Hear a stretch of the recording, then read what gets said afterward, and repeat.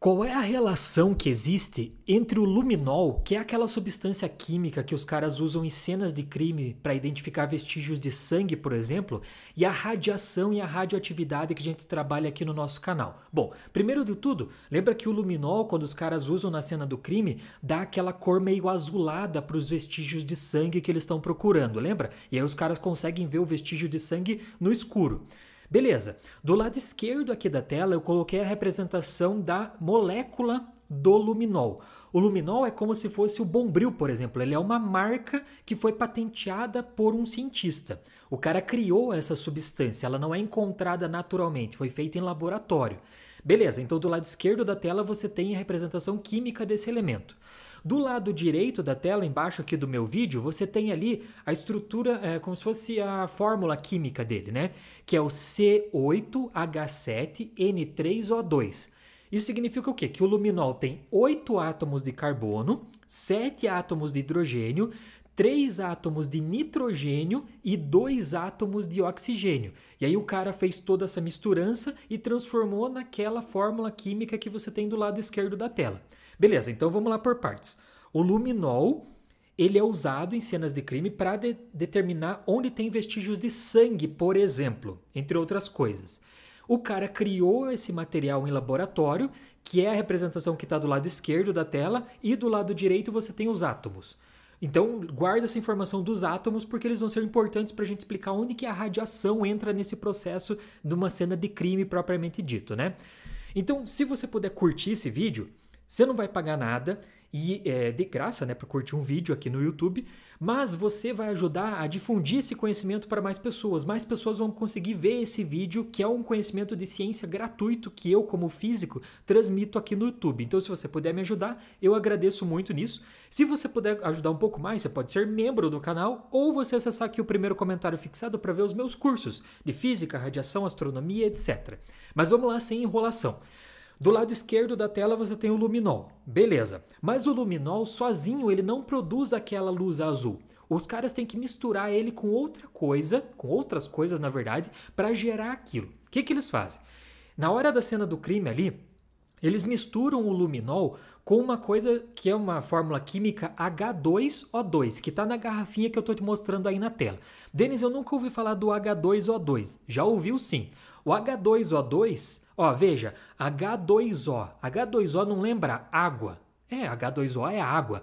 Agora eu tenho H2O2, ou seja, eu tenho mais um oxigênio na água. É o que a gente chama de água oxigenada. A água oxigenada nada mais é do que H2O2, que a tua irmã usava para descolorir o cabelo lá nos anos 90.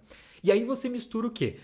O luminol, a substância química luminol, com a água oxigenada, e nesse processo você vai ter uma reação química. Essa reação química, para poder gerar aquela luz, já vai começar a acontecer. Porém, no vestígio de sangue tem mais uma coisa. O ferro, ele é importante porque ele funciona como um catalisador para o luminol. O que é um catalisador na física e na química? É algo que acelera o processo da reação química. Então essa reação da água oxigenada com o luminol vai acontecer naturalmente e ele vai começar a emitir essa luz meio azulada, mas ela vai ser muito demorada. Os caras, quando eles acrescentam algo que envolve ferro nesse processo, essa reação acontece de forma mais rápida e você tem um brilho mais rápido acontecendo. Mas olha que interessante. O ferro é importante nessa parte do crime por quê? Porque o sangue tem uma coisa chamada hemoglobina. E na hemoglobina você tem um átomo de ferro, ou mais átomos, etc. Mas você tem átomo de ferro na hemoglobina. Beleza, então pensa comigo. Se o luminol com água oxigenada começa a reação, e se eu adicionar ferro, eu aumento essa reação, ela acontece mais rápido e gera essa luz azulada, então se eu coloco sangue no processo, o sangue tem ferro. Então, se tem ferro, vai acelerar o processo. É justamente para isso que serve o luminol numa cena de crime. Você procurar vestígios de sangue, por exemplo, porque o sangue tem ferro. E esse ferro da hemoglobina do sangue vai acelerar o processo da reação química ali do luminol com a água oxigenada. Sacou a ideia como que o luminol vai funcionar no vestígio de sangue propriamente dito? Então, quando você junta todas essas coisas, você tem esse começo dessa produção dessa luz azulada que vai mostrar para o cara onde está o vestígio de sangue. E cuidado, que muitas pessoas pensam que essa luz que sai do luminol ela é muito brilhante. Não, ela é muito fraquinha. Por isso que nem todo lugar de vestígio de crime o cara consegue identificar. Porque às vezes tem uma luz de um poste entrando, a luz da lua, a luz de algum local. O cara não consegue identificar porque não está totalmente escuro. Então não é igual o CSI, que as coisas vão funcionar e vão começar a brilhar. Nossa, na parede, no teto tem sangue por todo lado.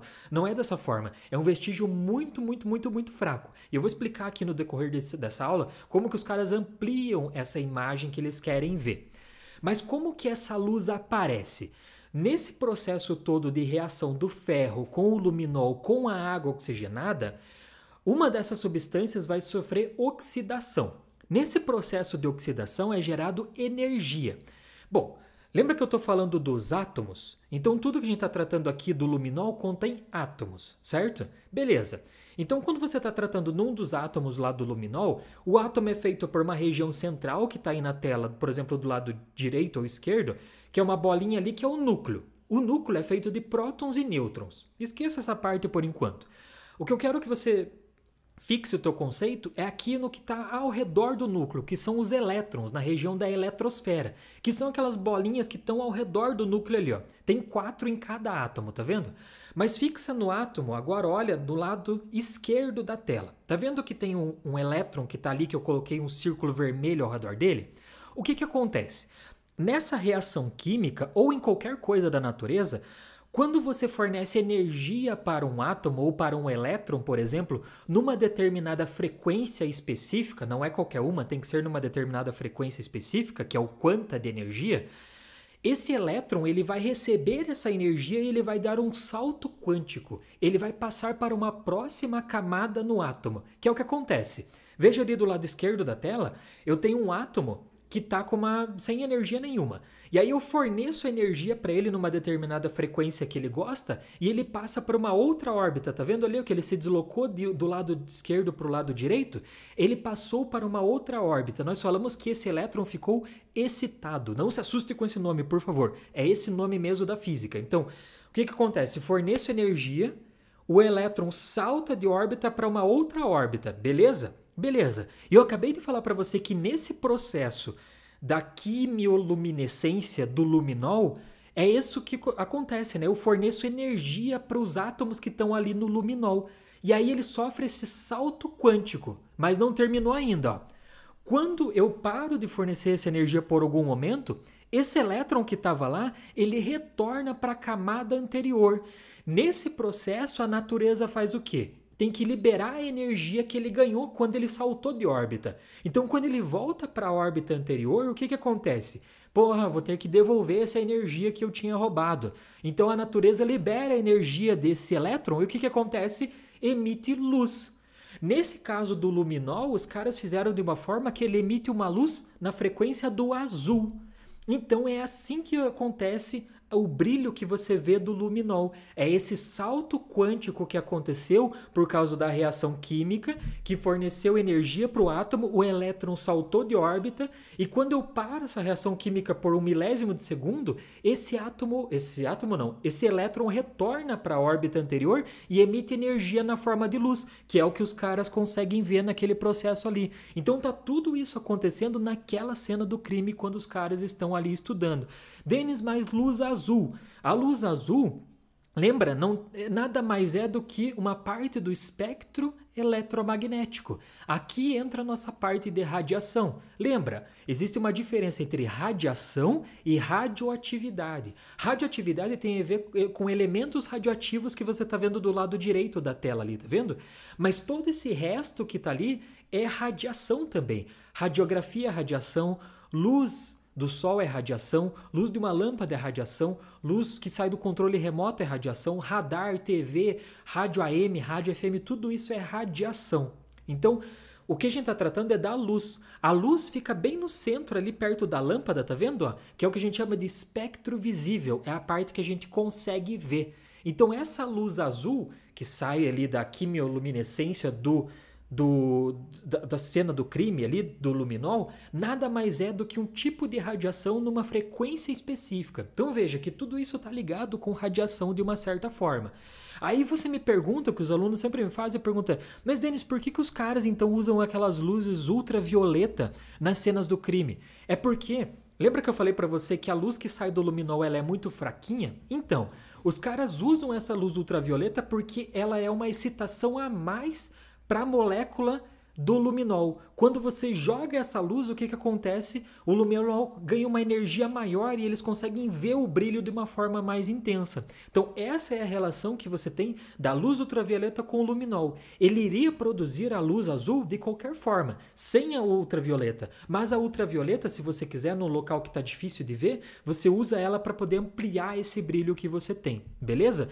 Aqui eu trouxe umas imagens, ó, de como é realmente o luminol numa cena do crime, ó. Veja que mesmo que o cara lave a cena, esse sangue que tá lá, qualquer resquício de ferro que tenha, o cara vai conseguir detectar com o luminol ainda em locais extremamente escuros, né? Veja que é um brilho realmente azulado, igual eu falei para você, por causa do salto quântico que tá na frequência da luz azul. Então é uma coisa muito interessante isso de você aplicar a física no mundo cotidiano, que é resolução de cenas de crime e etc. Eu acho isso aqui muito interessante, né? Então se você puder dar uma revisada nisso aqui, curtir o vídeo, se você quiser ser membro do canal, você ganha um curso. E se você quiser também acessar os meus cursos aqui, que estão na descrição do vídeo, eu vou agradecer muito aqui como professor. Beleza? Não sabia o que falar no final do vídeo aqui. Valeu, muito obrigado e até a próxima.